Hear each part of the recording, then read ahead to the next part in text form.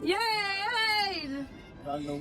Ginagawa namin, tinigil namin ang pagbibuno ng bigas para dito lang bibili. At tama yan. Ngayon, ang naging problema, yung NFA, may pera pa pambili ng palay.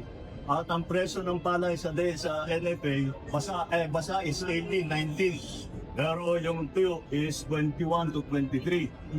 May pera pang NFA para bumili, pero napuno ang warehouse namin.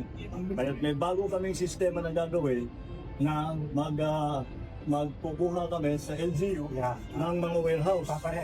Tapos doon namin ilalagay, makakabili uli kami, tataas uli ang presyo ng pag. Sana po.